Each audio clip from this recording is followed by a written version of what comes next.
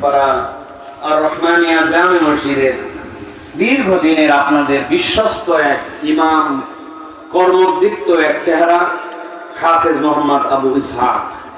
আজকের এই মাহফিলে যার আন্তরিকতা, ভালোবাসা, সহযোগিতায় এই মাহফিলটি প্রাণবন্ত হয়েছে, সকলের সাথে যার প্রতি আমরা কৃতজ্ঞতা জানাচ্ছি এস.এম. জিনারুল ইসলাম বাচ্চু সাহেব, সম্মানিত ইউপি সদস্য ২ নং বাগালী ইউনিয়ন পরিষদ। আজকে আপনাদের কাছে কথা বলেছেন আলহাজ মাওলানা রফিকুল ইসলাম সাহেব। কিছুক্ষণ পূর্বে দীর্ঘ সময় নিয়ে আপনাদের কাছে চমৎকার কথা বলছিলেন। জাতীয় মুফাসসির পরিষদ খুলনার সুযোগ্য সম্মানিত সেক্রেটারি জেনারেল জনাব মাওলানা আব্দুল হান্নান ওমর ভাই আমার সাথে সফরে এসেছেন। আপনাদের এলাকার আরো কৃতি সন্তান মাওলানা রবিউল ইসলাম সাহেব সহ মঞ্চভূমিষ্ঠ বিভিন্ন পর্যায়ের রক্ত সংগঠনের সদস্যবৃন্দ। আমার সামনে আবুল কালাম ভাই আসছেন, মাশাআল্লাহ কালাম ভাই আসছেন আমাদের সাথে। অত এলাকার আরেক কৃতি সন্তান আপনাদের এই বঙ্গের মানুষ।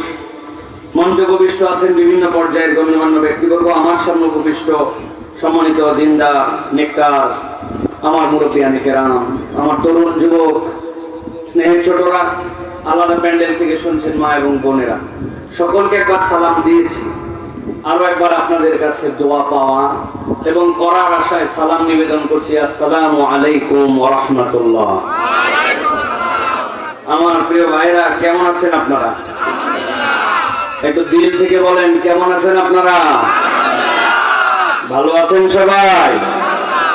আল্লাহ রাব্বুল আলামিন আমাদেরকে এই যে আলহামদুলিল্লাহ বলে হ্যাসেল মুক্ত ভাবে এই খুলনা, এই অঞ্চল, সাতক্ষীরার বর্ডার লাইনে যখন তখন আমাদের ইচ্ছা মতো মাহফিল করার মতো আল্লাহ যে তৌফিকটা দিছেন, এটা কিন্তু কিছুদিন আগে অবাস্তব কল্পনা ছিল, ঠিক কিনা?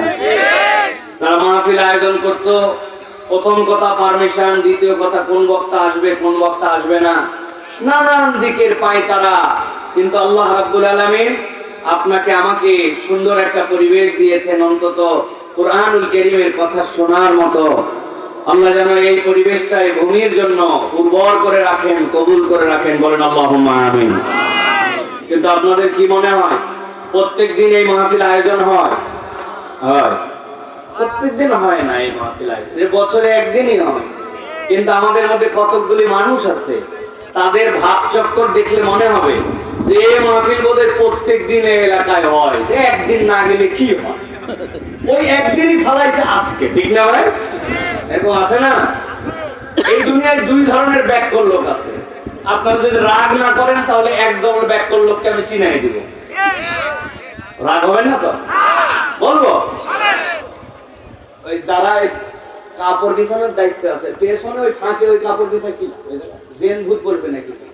সামনে দুনিয়ার ফাঁকা পোলাপান, পাশে জায়গা পাচ্ছেন, একজন কাপড় নিয়ে সেই জায়গা বিছাও, সামনে এই ক্যামেরার নিচে জায়গা বসে, ওই সাইডে আলে আলে আছে যেগুলো আছে সব সামনে পড়বে। এত ফাঁকা থাকলে কোনোদিন হয় নাকি?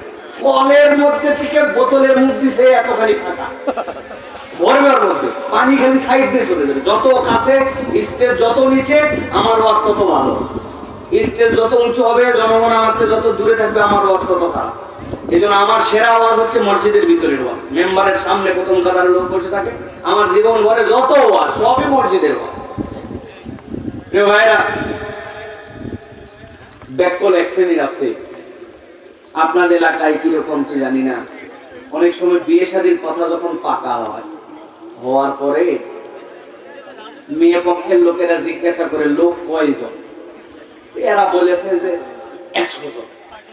অনেক কষ্ট 100 জন খাওয়ানো, কিন্তু মেয়ের বাপ কি করবে বেকায়দা, এখন যদি কম বলে তো বলবে যে কোন বাড়ির বিয়ে দিচ্ছি, আগেই হিসাব করতেছে আমাদের বংশ বড়, নানান কাহিনী বলে চাপায় দিয়েছে। 100 জন মানে নিছে, ঠিক আছে 100 জন তো 100 জন।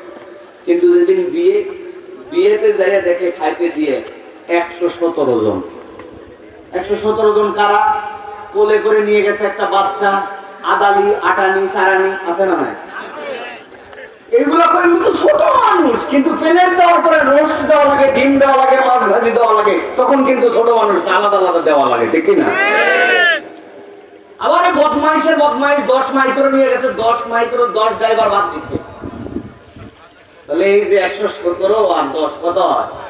তুমি আগে জানো না মাইক্রো জিন ভূত চালায় না মানুষ চালায়, কয় ওইটা তো যাবেই, ওইটা হিসাবে ধরে নাকি। আছে না এরকম কতগুলা? যাই হোক, যা আছে আছে, না আছে না আছে। 100 জন গেছে, যাই খাইতে বসছে, কিন্তু মেয়ের বাড়ির লোকজন একটু অসখস করে, কি রে এখনো বরের গাড়ি আসলো না? সবার নাস্তা দেওয়া শেষ, খাওয়া শুরু শুরু ভাব, অসখস করতে করতে একবার জিজ্ঞাসা করছে, বর তো আসলো না যে এখনো? বলছে সে দুঃখের কথা আর বলেন না, গতকাল থেকে ওর গা গরম, জ্বর জ্বর ভাব, এই জন্য আসতে পারে। জ্বর জ্বর ভাব, বর আসতে পারে না। এই কথা যদি কোনো বরযাত্রী খাওয়া শুরু করার পরে বলে, এরা কি আক্কেল না বেআক্কেল? বদমাইশ, তোমার বর গা জ্বর জ্বর আসতে পারে, তোমাদের কাছ থেকে এটা বলছে, কথা ঠিক কিনা? তোমাদের তো আসার দরকার না, আগে বর আসবে, তারপরে তোমরা খাওয়া শুরু করছো আর বরের গা জ্বর জ্বর আসে না। এরকম বেআক্কেল বরযাত্রীও নাই, ঠিক কিনা? কিন্তু আপনি খেয়াল করে দেখবেন, আপনার এলাকায় গরু জবাই হয়েছে, আপনার এলাকায় আত্মীয় স্বজন দাওয়াত দিছে, মেলা লাগছে, বিনোদন আনন্দ ফুর্তি সব এই মাহফিলের উদ্দেশ্যে হয়েছে। কতগুলা লোক আছে মেলাতে গেছে, ঘুরছে, কেনাকাটা করছে, আত্মীয় খাওয়াইছে, বাড়িতে বাজার করছে, সব করছে, কিন্তু যে উদ্দেশ্যে শুধু ওই মাহফিলটায় আসেনি।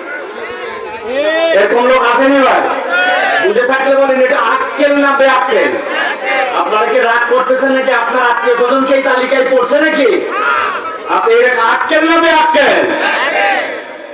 ভাইরা, আল্লাহ আমাদেরকে আক্কল দান করুন। এই যে আমরা কোরআনুল কারীম শোনার জন্য আসলাম, বুঝে থাকলে বলেন তো ভাই, এই কোরআন